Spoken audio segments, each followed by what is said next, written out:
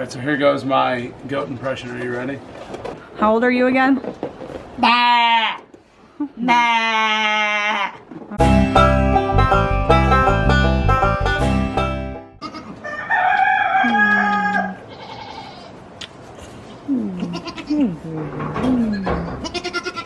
Hi. Sorry, I'm just making out with my goat. Good job, Mom.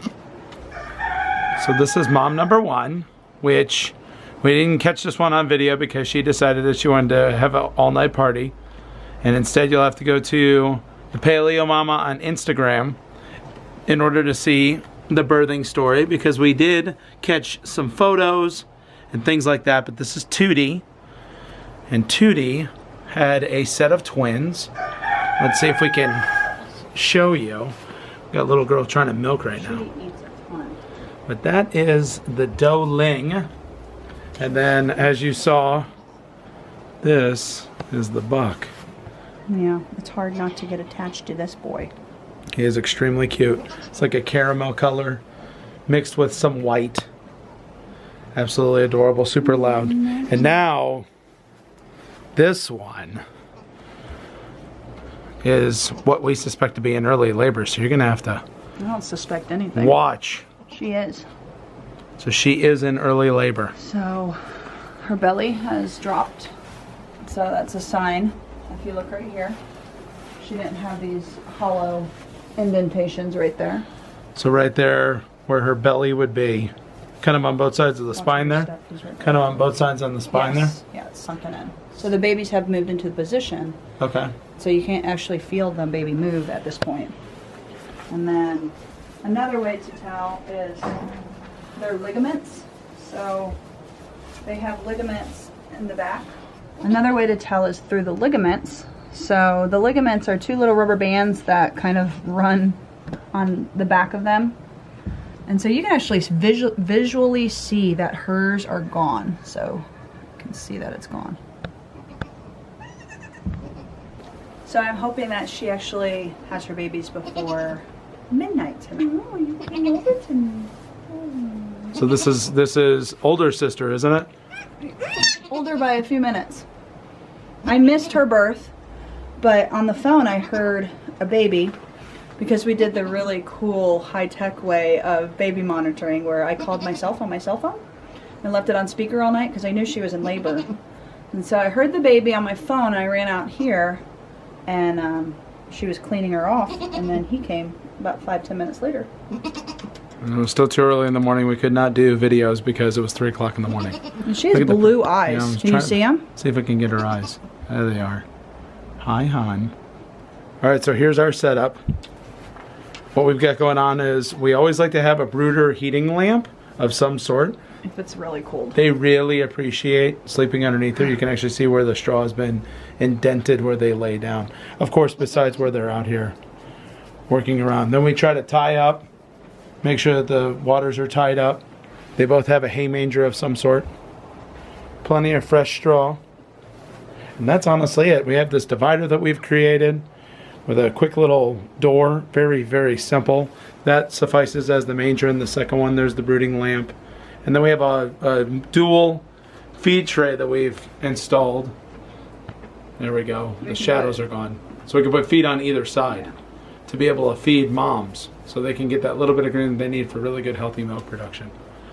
All right, and there's one of the telltale signs. We just noticed that was fresh straw right there in the corner, but what Squints has done is Squints has scratched at that. So all girls, I don't know of any girls that are in the animal kingdom, to include human beings, that do not do some form of nesting. I saw the cows do it. Did you? Cows, I think, scratch at the ground too, but regardless, that's what that is. That's what that is. That's nesting.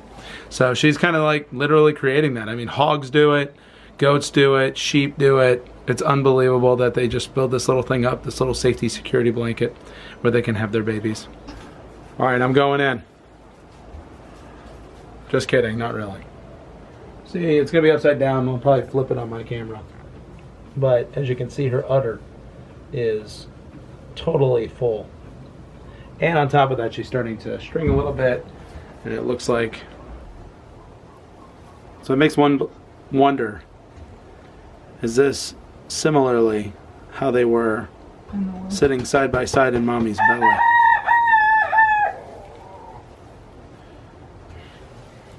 Look, she's having a contraction right now.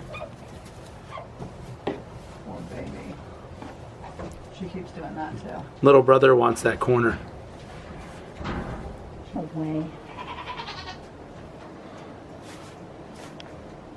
Yeah, she's having contractions. How is that?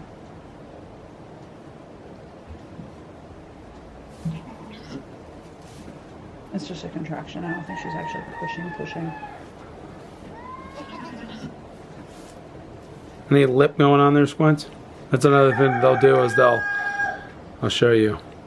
They will take, and that lip of theirs will stick out. Indicating that they are definitely not comfortable while they are pushing.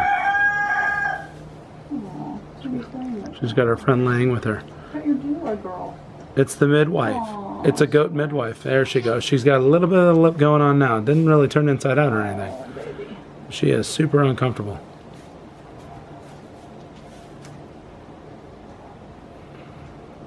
Kind of another push going on there. See how her belly just tightened up? So I'm out here waiting with Miss Squints to give birth, and I want to show you guys what we put in our birthing kit so that you can be prepared if you have goats or if you're just curious about what we use and what we carry in our box and have ready on hand. Okay, so first thing is we have lots of old towels to help dry off the baby. And then paper towels, because when they first come out, they're so slimy that it's easier to use the paper towels to get all the slimy stuff off, and then we use the towels to dry them. And then we have dog training pads, which are excellent to use. You'll see me use them underneath her as she's pushing for the baby to come out on that, just to keep them, you know, from getting all the straw all over them. It's not necessary. Gloves in case we have to assist. I don't know what those are for. These bottles are in case the baby is having troubles latching on and we have to milk and feed out of a bottle. These are the best nipples for goats. We've tried so many and these are the best. I think they're called Perchard. We also have iodine to dip their belly button, umbilical cord area. The needles and stuff are for, this is called Bose, B-O-S-E. This is actually comes from our vet. This is in case the little ones are having trouble standing up, they have weak legs. We will give them a shot of selenium and vitamin E. Lubricant in case we need to assist, which I'm praying we won't have to. We never have had to. This is probiotics, which is really great to give to mom after she gives birth. Also the babies get a little bit. You can see that I haven't used this yet because usually I haven't had any problem, but nasal aspirator just in case you need to clean the baby out. A thermometer in case we need to take their temperature. Floss to if we need to use that to, I think for the cord. I can't remember why we have that in there. And that's it. That's literally all we have. Probably way more, and from the other night I didn't use any of this. I used the towels and that was it.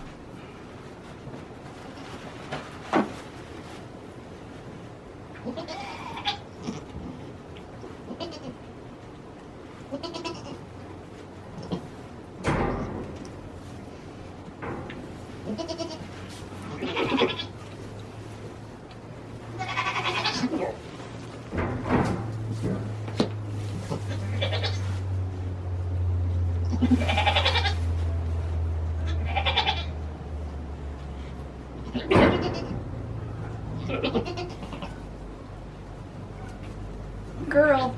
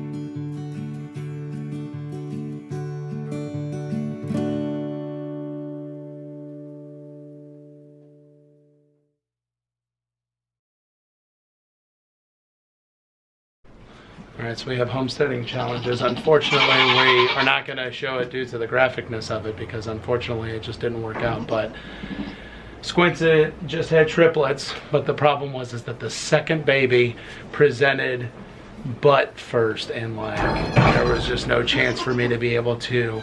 I did everything I possibly could to let her push it out. All I was trying to do is just kind of widen the birthing canal for her. She ended up getting him out, but unfortunately the trauma of being born backwards, it ended up getting him. He was born dead. So, but we have 2 baby girls. We're still very happy, and it's kind of like a very bittersweet birth. And so there's just nothing else to say.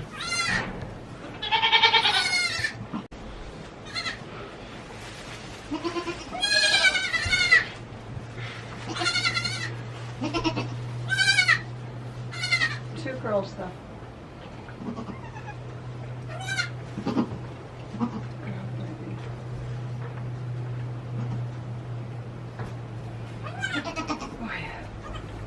What's that black thing right there?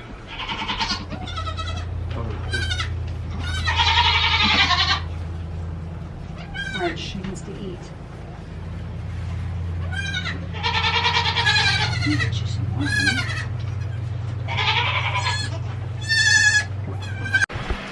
All right, so this is sort of the aftermath. We've taken showers, had to clean up towels, you know, Eating things like chocolate. that. Eating chocolate, playing music, playing lots of worship music. Every one of us probably prayed as soon as we noticed that the second baby wasn't moving. He presented really funky. He was like butt first, and then his feet were folded up underneath his belly. And so normally you try to push him back in, you try to grab a leg. That just wasn't happening, guys. I tried as best as I can. The best that I could do was like wedge my fingers, like kind of on both sides of him, and then sort of like use my fingers to sort of grab a hold of the hip and try to pull him out. And thankfully we were able to get him out. Squints delivered then a beautiful doeling. Yeah. So she had triplets, and we're extremely happy. And then what's really hilarious is that our youngest, Primrose's Squints' daughter, she jumped the fence and got herself bred. She was in heat and she jumped the fence. We didn't want to breed her to the fall. She's old enough. She's about, you know, she's the right size. She's over 40 pounds. She's over 8 months. We just wanted to kind of get them all in the same schedule and wait till fall. But she wasn't gonna have it. She jumped the fence, She got jumped the bred, fence. and now we're having a July. So it looks like we'll be having July babies then. So you'll have to stay tuned for that as well. But you know what? Days are often bittersweet on a homestead, and here is your classic example. We have babies, we get blessed, and then traumatic things can in fact happen, but you try to focus on the good because there's nothing that you can do. We performed goat CPR as best as we thought that we could. I was using an insufflator to try to put air into the little boy's lungs, and we tried to stimulate and warm up, and just unfortunately it just wasn't happening. But we still have 2 wonderfully beautiful girls, and then we also have, it looks like now, babies on the way.